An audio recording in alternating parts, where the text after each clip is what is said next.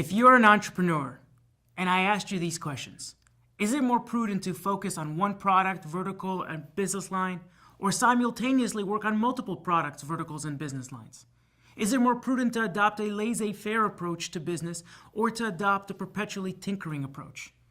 Is it more prudent to have a deep, intimate knowledge of the industry or a cursory knowledge of all industries? Is it more prudent to partner with people you know intimately well or partner with completely unrelated parties? Is it more prudent to commingle business affairs with personal financial affairs or to keep the two completely separate? Is it more prudent to have the buck stop with you or someone else in your organization? Is it more prudent to display confidence and optimism or uncertainty and pessimism? There is a very good chance that you'd respond to these questions with the answers in bold. You'd focus on one product, vertical, or business line. You'd adopt a perpetually tinkering approach. You would have a deep, intimate knowledge of the industry. You would partner with people you know intimately well, and you would keep the two, your business and your personal financial affairs, completely separate. You would have the buck stop with you, and you would display confidence and optimism at all times. In fact, this is how most successful CEOs and entrepreneurs respond. The problem is that these very responses, which are indicators of great business leaders and entrepreneurs, are also the very same responses that point to inferior investors. There are countless examples of mega successful entrepreneurs who lost their wealth after having spent decades creating it. Entrepreneurs being poor stewards of created capital is at least partly responsible for the fact that over 65% of wealth tends to evaporate at the end of the second generation and more than 90% by the third. That is because the art and science of wealth creation is fundamentally different than the art and science of wealth preservation. One is the get-rich business and the other is the stay-rich business, and one is considerably different from the other. The rest of this discussion will focus on this shift from wealth creation to wealth preservation. In this transition from the get-rich phase to the stay-rich phase, there are 7 practices that need to be transferred and 7 practices that need to be discarded. No different than if someone shifts gears from running a high-tech startup into an established manufacturing company or a service industry, etc. There are many shared principles, but also fundamentally different approaches. So let's start with the 7 practices that may have been critical to the creation of your wealth, but will need to be discarded in the preservation of it. Concentration, relentless intervention, market obsession, friends and family premium, segregation, self-reliance, and self-confidence. Let's tackle these one at a time.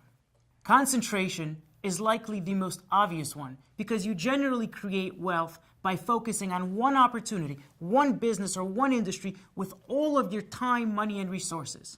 Yet you preserve wealth by doing everything possible to reduce concentration, which is one of the main objectives of diversification. The wisdom of diversification is timeless. And as Sir John Templeton used to say, the only investors who shouldn't diversify are those who are right 100% of the time. And since I haven't met one yet, it's likely a pretty good darn idea for you. Relentless intervention. As business leaders and entrepreneurs, intervention is second nature to us. Whenever something goes off course in the business, we are right there to jump in and fix it. However, when it comes to public markets or long-term investments, intervention is often uncalled for. Numerous research studies suggest that unlike operating a business, relentless intervention in passive investments actually compromises returns. In one study which compared the 20% of investors who are most active with their portfolios with the 20% of investors who are least active, they found that the most active investors underperformed the least active investors by a whopping 7.1% per annum. So perhaps the most important skill entrepreneurs can learn when it comes to investing is how to sit on their hands. Market obsession. One key difference between active business and passive investments is the granular understanding of the sandbox in which you play. For example, in an active business, you would have intimate knowledge of your industry, awareness of where every brick in your company lies, narrow and deep understanding of your market, great ability to act on new knowledge. Conversely, in passive investments, you would have selective knowledge of various industries, knowledge of the moving parts only at 30,000 feet, if not higher, broad and shallow understanding of various markets, and limited ability to act on that knowledge. Investors are certainly free to become deeper experts in various industries, but it should never be at the expense of diversification and achieving sufficient understanding in a variety of domains. One of the simplest ways of avoiding market obsession is to simply remove oneself from the fray. There's a reason why the world's greatest living investor is in Omaha, and America's best performing pension plan is in South Dakota, almost as far away from Wall Street as you can get. Friends and family premium. We often start or run a business with family or friends because they're known entities and we have good chemistry with them, which is critical in business, but can be limiting factors in stay-rich investing. Investments could have come from your cousin, your neighbor, your golfing buddy, or anyone else in your social universe, and that's fine, as long as you're not investing solely or primarily because they are part of your social universe. All investments need to be compelling on their own merit.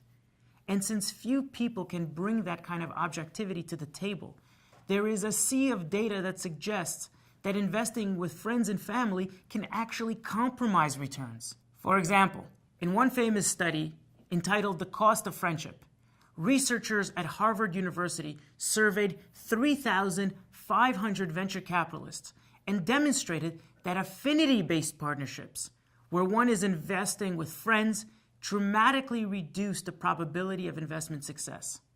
Conversely, ability-based partnerships, where one is identifying the most time-tested and best-fitting investments, greatly increased the probability of investment success.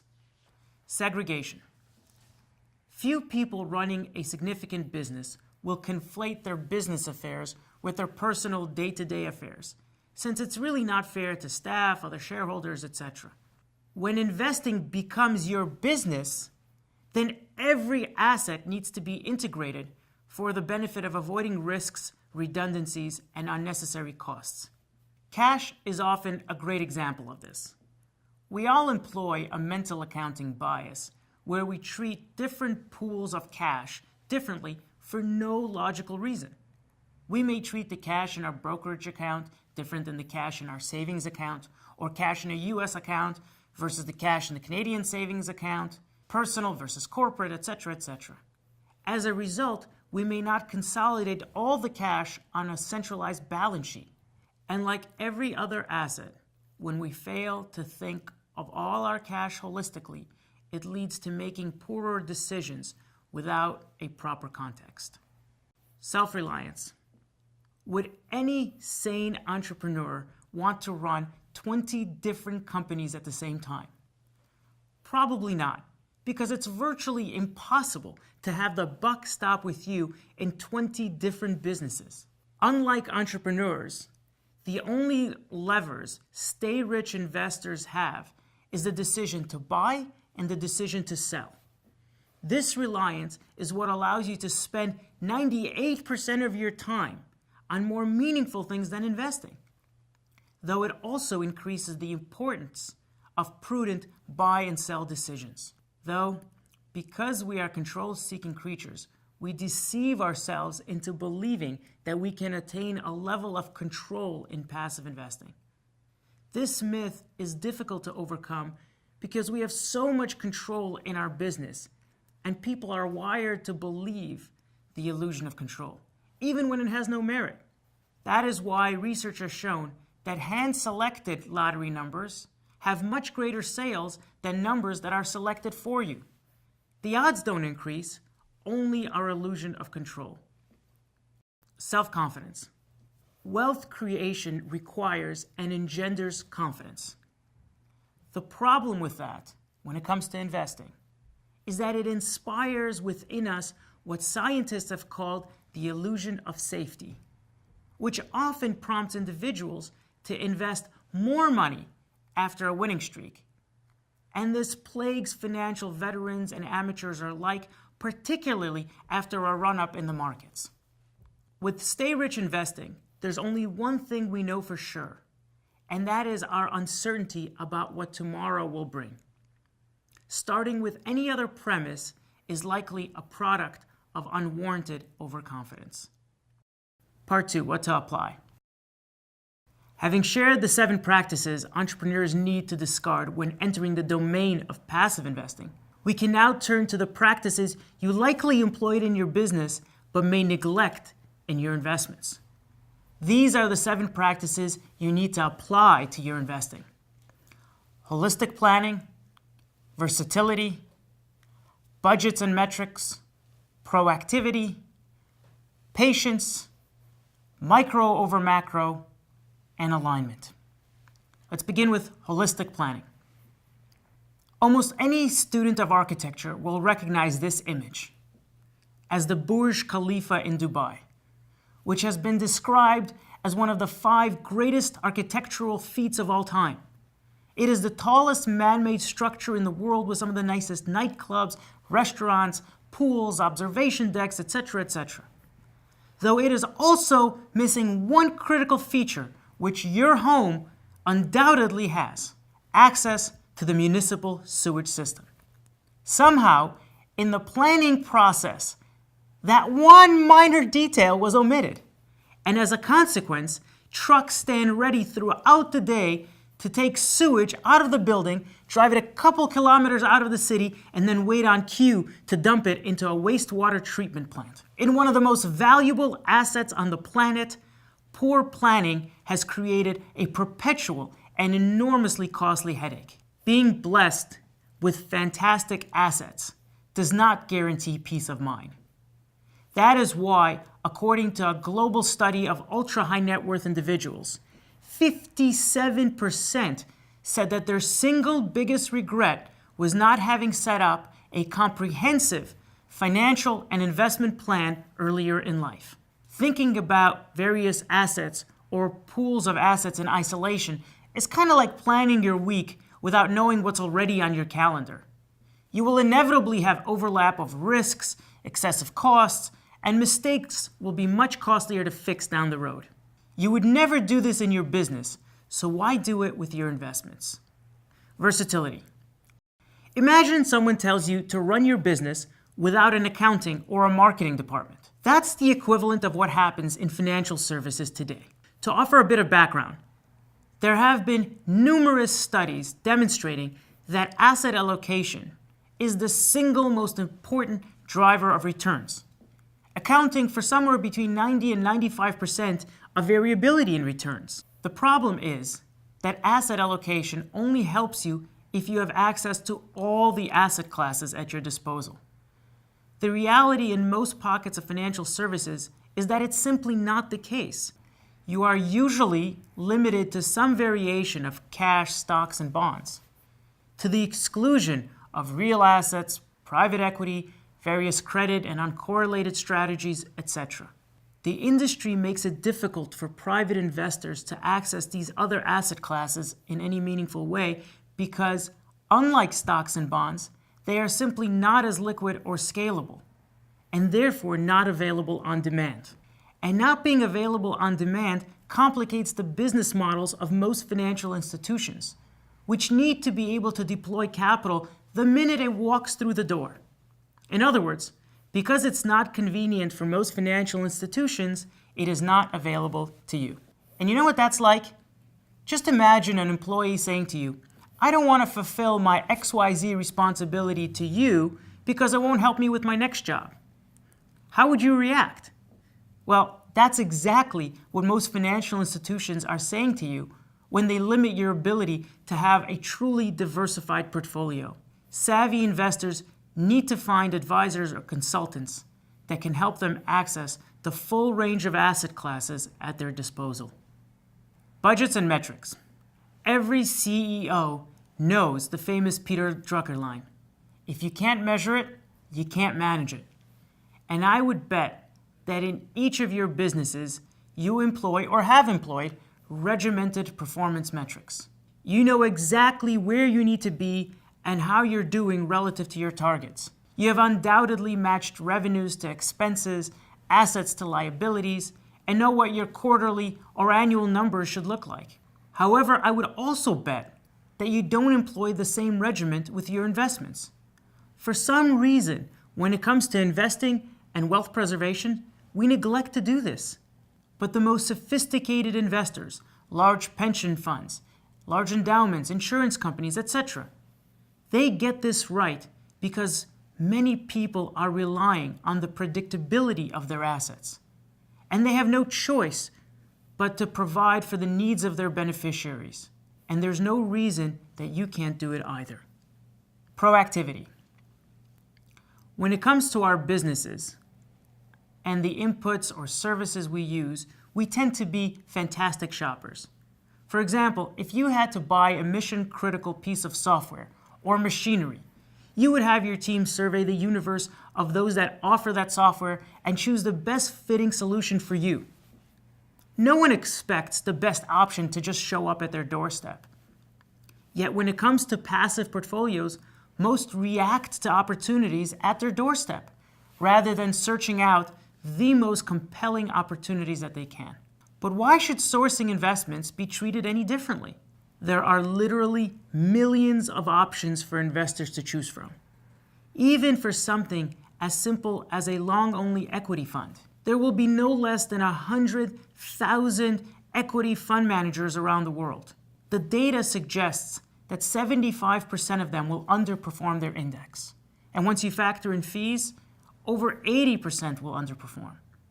Once you strip away those with misaligned terms, with unsavory individuals, those that got lucky in one industry or sector, those that haven't lived through multiple cycles, those that don't have sufficient infrastructure to support their growth, etc., you can cut that list of 100,000 down to 50 in no time. And from those 50, you then have to determine the best fitting one for you, based on your tax structure, your risk exposure, your jurisdiction or currency, and so on. That may narrow the field to just 10 or 15 viable equity funds for you. Now, what are the chances that the next equity fund manager that knocks on your door will be one of those 10 needles in that 100,000 fund haystack? The bottom line is that in almost every domain of life, we have superior results when we do our research and proactively identify the best fitting solution rather than merely responding to what shows up at our door. Patience. In business, virtually nothing happens overnight, and you wouldn't expect it to. So you wait patiently and exploit opportunities as they are presented to you. Investing should be no different. Warren Buffett is often quoted on his advice to wait for that fat pitch.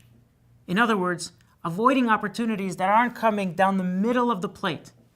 Buffett famously used this quote in Berkshire Hathaway's 1997 annual report in reference to the legendary Hall of Famer Ted Williams. Ted Williams was one of the greatest hitters in the history of Major League Baseball because he really understood a sweet spot and he broke down the strike zone into 77 different baseball-sized cells. He figured out that his batting average was much better when pitches came into a certain specific cells and only swung accordingly.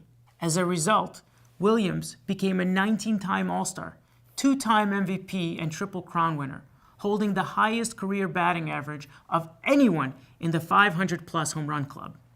Besides patience waiting for opportunities, best practice investing also requires us to have patience with our opportunities and recognizing that sometimes the most compelling deals or opportunities take years to develop, giving us no satisfaction in the short term. Whether it comes to our children, our businesses, or our investments, everything meaningful in life takes time.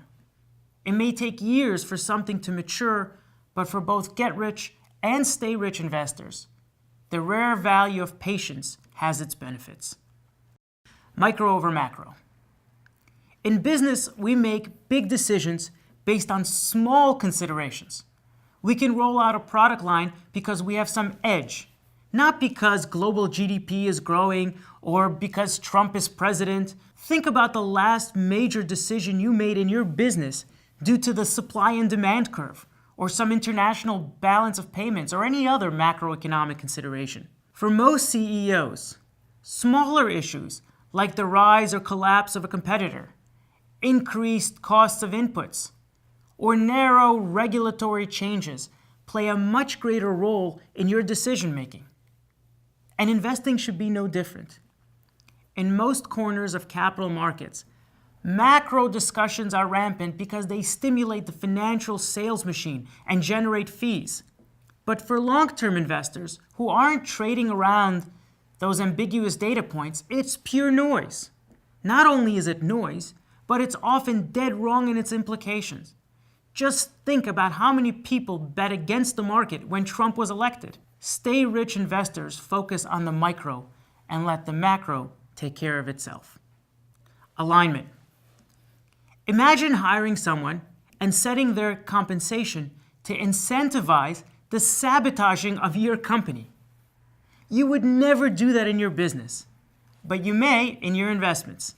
Study after study has demonstrated that investors do not have a firm understanding of the actual fees they pay, what impact those fees have on returns, how fees incentivize or disincentivize performance, and what is an appropriate price for each type of opportunity. In fact, one study conducted by the OSC, the Ontario Securities Commission, found that 73% of investors believed that investment advisors would look out for their best interests irrespective of how they were compensated. While most advisors are fine people, there is a huge collection of data suggesting that this confidence is unwarranted, as the financial service industry is tainted by a culture of salesmanship as opposed to a culture of stewardship. For example, in one study on the buy and sell recommendations of 14 major U.S. brokerage firms with investment advisory practices, it was discovered that buy recommendations occurred 7 times more often than sell recommendations. Now, how is it possible that these firms, whose job is to advise when to buy and when to sell, seem to be providing only half the service? The answer is driven by poor alignment and rich conflicts of interest. Investors need to ensure there is alignment in 2 primary domains: roles and incentives. When it comes to roles, it's important to distinguish between a trusted advisor and a glorified salesman, between a consultant and an asset manager. These roles are often, by deceitful design, conflated. When it comes to incentives, it is critical to ensure that your professionals are most incented to provide the outcomes that you would want, not those that could actually harm you. Just imagine if your doctor charged you every time the strength of your medicine was increased. We'd all undoubtedly find ourselves addicted. Conclusion. In summary, we covered 7 practices to discard and 7 practices to apply when transitioning from wealth creation to wealth preservation. Employing these practices will undoubtedly require some time and effort, as stay-rich investing is anything but intuitive.